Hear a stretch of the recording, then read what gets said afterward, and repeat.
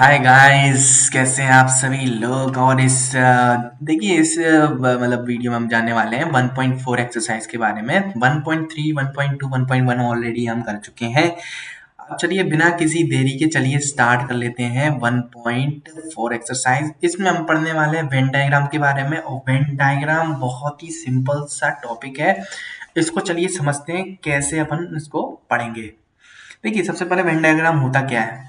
अभी तक हमने सेट्स पढ़ा था और सेट्स को अगर किसी विजुअल रिप्रेजेंटेशन में अगर आपको दिखाना हो तो कैसे आप उसको प्रेजेंट करेंगे वो अपन देखते हैं। देखो यहाँ पे अभी तक हमारे पास जो था वो था एक यूनिवर्सल सेट के बारे में हमने पढ़ा था। यूनिवर्सल सेट आपको पता है क्या होता है। यूनिवर्सल सेट को हम कुछ इस तरीके से कैसे कर रहे थे, एक रेक्टेंगल शेप में हम इसको डिनोट करते हैं। ये हमारा यूनिवर्सल सेट होता है। मैंने आपको एक बताया था, मान लेते हैं एक ये जो यू है यूनिवर्सल सेट है, एक स्कूल है।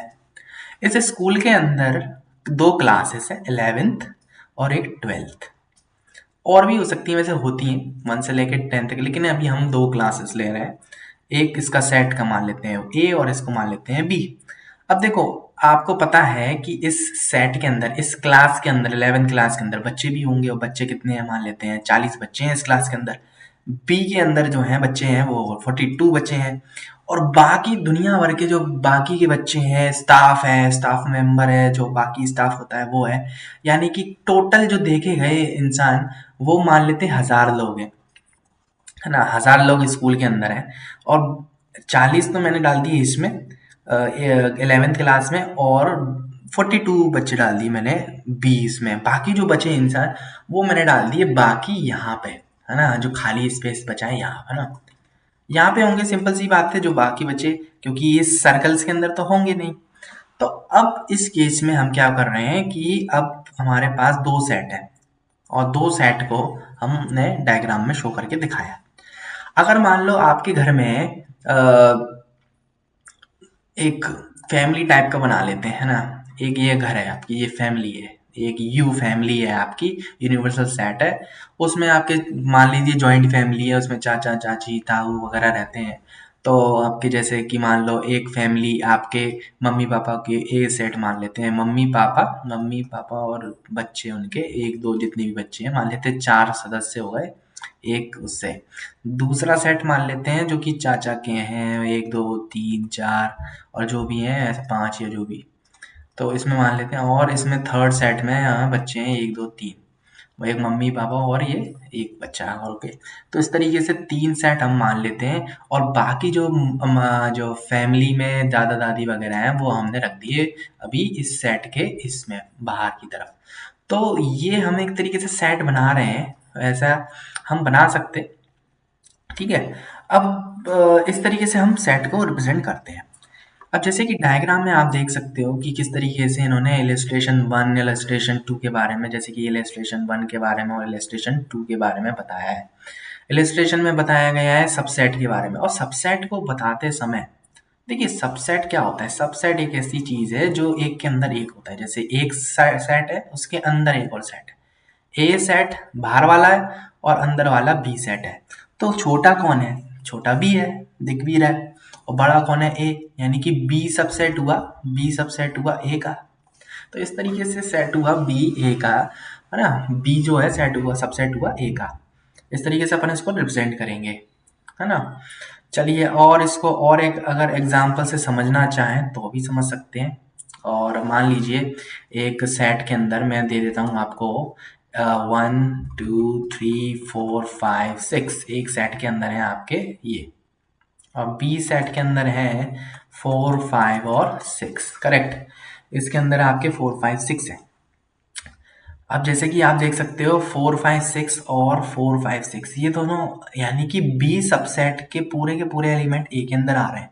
यानी कि बी जो हुआ वो सबसेट हुआ किसका, ए का, है ना। बी जो सबसेट हुआ वो क्या इसका हुआ, ए का। तब जब अपन इसको शो करेंगे तो कुछ इस तरीके से करेंगे, अंदर बी है और बाहर ए है ना। तो इस तरीके से अपन इसको शो करते हैं। चलो अब अपन आगे बढ़ते हैं नेक्स्ट, आगे ऑपरेशंस की तरफ। नेक्स्ट हेडिंग क्या है, ऑपरेशन ऑन द सेट्स। देखिए इसमें एक हेडिंग है यूनियन ऑफ सेट्स के बारे में। क्या कौन सी हेडिंग है हमारी? सबसे पहला आता है union of sets. Union of sets को सबसे पहले हमारा किससे डिनोट करते हैं? सिंबल इस तरीके से यू टाइप का इसका सिंबल होता है। पढ़ते कैसे हैं इसको? इसको इस तरीके से लिखते हैं ए यूनियन बी, और पढ़ते हैं हम क्या है? ए यूनियन बी, है ना। अब मान लेते हैं कि इसको निकालते कैसे हैं। बहुत ही सिंपल सा चीज देखेंगे कि ए के अंदर एलिमेंट है टू फोर सिक्स और एट। टू फोर सिक्स और एट ये है ए के एलिमेंट। बी के एलिमेंट हैं सिक्स एट टेन, ये है बी के एलिमेंट। देखो मैं इस एग्जाम्पल को नहीं ले रहा अभी, थोड़ा सा अलग ले लिया मैंने। अब मुझे क्या करना है? इसका यूनियन निकालना है, ए यूनियन बी निकालना है, करेक्ट। अब इसमें ये देखा गया है कि जो रिपीट हो रहे हैं उनको वन टाइम लिखेंगे। जो रिपीट हो रहे हैं जैसे कि सिक्स, इसमें भी सिक्स है, इसमें एट है, इसमें भी एट है। तो जो रिपीट हो रहे हैं उनको वन टाइम लिखते हैं, जैसे कि टू फोर सिक्स एट और टेन यहाँ पे हमने लिख दिया। और जो रिपीट हो रहे हैं उनको दोबारा से नहीं लिखते, टू टाइम्स नहीं लिखते। इस केस को हम कहते हैं ए यूनियन बी कहते हैं। अब बात करते हैं एग्जाम्पल नंबर 13 की। इस केस में जैसे कि ए ई आई ओ यू और ए आई ओ यू, तो ए आई यू जो है तीनों की तीनों रिपीटेड है, तो इनको दोबारा जब इसका यूनियन निकाला जाएगा तब इस केस में हमें दोबारा लिखने की जरूरत नहीं पड़ेगी, है ना। तो इस तरीके से आप देख सकते हैं। चलिए नेक्स्ट हम पढ़ेंगे, जैसे कि इसमें कुछ प्रॉपर्टीज भी हैं अगर आप चाहें तो। अच्छा, ए यूनियन बी का वेन डायग्राम कैसे बनेगा? जैसे कि आप इसमें देख सकते हो, इसमें जो ए जो सर्कल है ये पूरा का पूरा ब्लू है, ये भी ब्लू है, ये भी ब्लू है, पूरा का पूरा ब्लू है, क्योंकि ये है यूनियन का। ये किसका है? यूनियन का वेन डायग्राम है। तो आप इसको याद भी रख सकते हो और चाहे एग्जाम्पल के तौर पे करके भी देख सकते हो कि जब पूरा का पूरा शेडेड होता है उस केस में क्या होता है? ये यूनियन कहलाता है। अब इसमें कुछ प्रॉपर्टीज दी हैं, पढ़ सकते हैं आप। प्रॉपर्टीज क्या है? पहले का नाम है कम्यूटेटिव प्रॉपर्टी। कम्यूटेटिव प्रॉपर्टी में क्या रहता है? जैसे कि बस इसमें चेंजेस हो जाती हैं, जगह क्या हो जाती है? चेंज हो जाती है, जैसे कि इंटरचेंज हो गई, जैसे कि आप देख सकते हो ना। इसको कहते हैं कम्यूटेटिव प्रॉपर्टी, बड़ी सिंपल सी होती है। अब इसमें वाले में सेकंड में एसोसिएटिव प्रॉपर्टी में क्या रहता है? इसमें जस्ट ब्रैकेट चेंज हो रहे हैं, आप देख सकते हो ध्यान से, ब्रैकेट चेंज हो रहे हैं। अभी ए और बी पे लगाता है, इधर बी और सी लगाता है।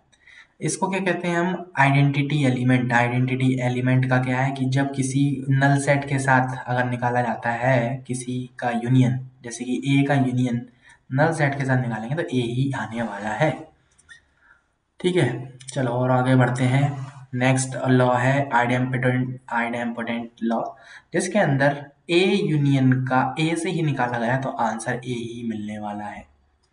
ऐसे ही अगर यूनिवर्सल सेट का यूनियन ए से निकालेंगे तो भी क्या मिलेगा? यू मिलेगा। इस केस में यू मिलेगा ना।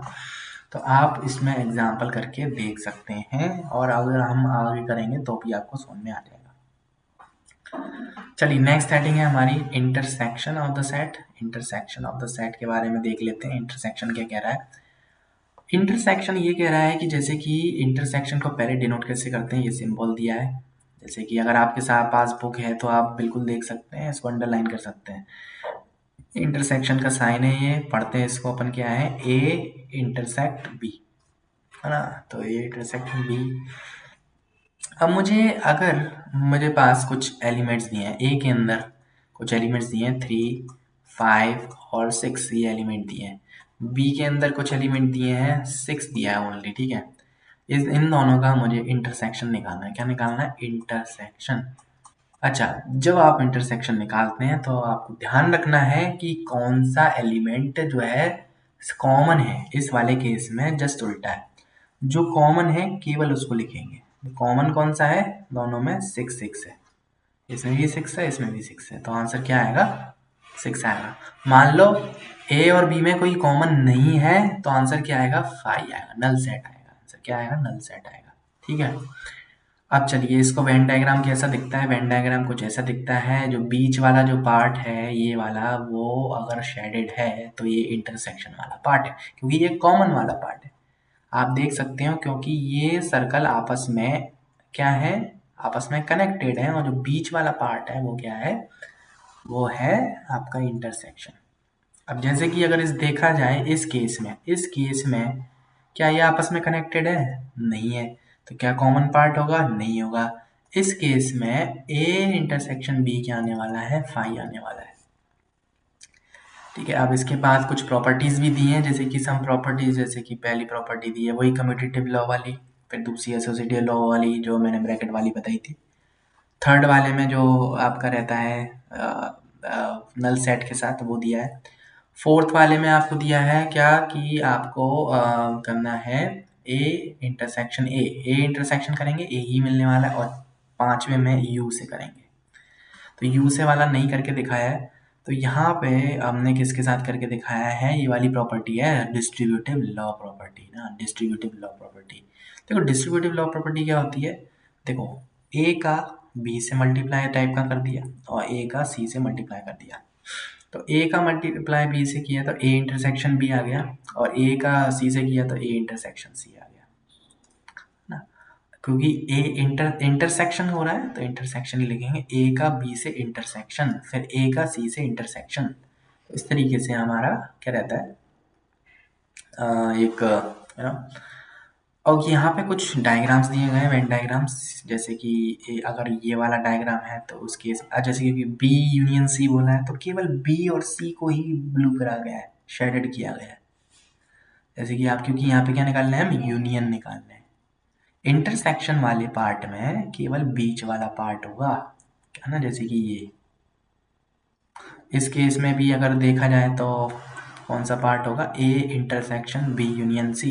तो इसमें आप देख सकते हो कि कितना पार्ट है, केवल इतना पार्ट शेडेड किया गया है, ऐसे ही इसमें किया गया है ना। चलिए अब आगे बढ़ते हैं डिफरेंसेस ऑफ सेट के बारे में। डिफरेंसेस ऑफ सेट बहुत ही सिंपल सा कॉन्सेप्ट है, ध्यान से समझिएगा। डिफरेंस का मतलब माइनस करने वाले हैं, सिंपल सी बात है। तो ए के अंदर मान लेते हैं हमारे पास है 1 2 3 4, करेक्ट, ये 1 2 3 4 हो गए। बी के अंदर दिए हैं 1 2 दिए हैं। मुझे निकालना है, फाइंड क्या करना है? ए माइनस बी फाइंड करना है, ए माइनस बी फाइंड करना है और बी माइनस ए फाइंड करना है। अगर ए माइनस बी फाइंड करना है तो क्या करेंगे? ए माइनस बी फाइंड करते समय देखो पहले तो माइनस कर रहे हैं, कौन कौन सा? ए में से बी को, 1 से 1 गया, 2 से 2 गया, 1 से 1 गया, 2 से 2 गया। यहाँ तो कुछ बचा नहीं, इधर तो कुछ बचा नहीं, यहाँ पे क्या बचा है? 3 और 4 बचा है। क्या बचा है? 3 और 4। और आपको ध्यान रखना है कि जो आगे हो ए माइनस बी में, कौन है आगे? ए आगे है। उसमें जो एलिमेंट बचेंगे वो ही लिखना है केवल। तो आंसर क्या आएगा? 3 और 4 आएगा। ठीक है, क्या आंसर आ गया? 3 और 4 आ गया। अभी यहाँ पे अगर इसको निकालेंगे, इस केस में कौन आगे है? बी आगे है। कौन आगे है? बी आगे है। उस केस में बी में कौन बचा है? कोई बचा है? कोई नहीं बचा है। तो क्या आएगा? 5 आएगा। क्या आएगा? 5 आएगा। तो इस तरीके से आपको डिफरेंस ऑफ सेट निकालना है। मैं आपको एक एग्जांपल और करने के लिए दे सकता हूँ अगर आप चाहो तो जैसे कि अगर आप चाहो तो इस एग्जांपल 19 को करके देख सकते हैं, है ना। एग्जांपल नंबर 19 जो है कुछ आपको समझ में आ सकता है।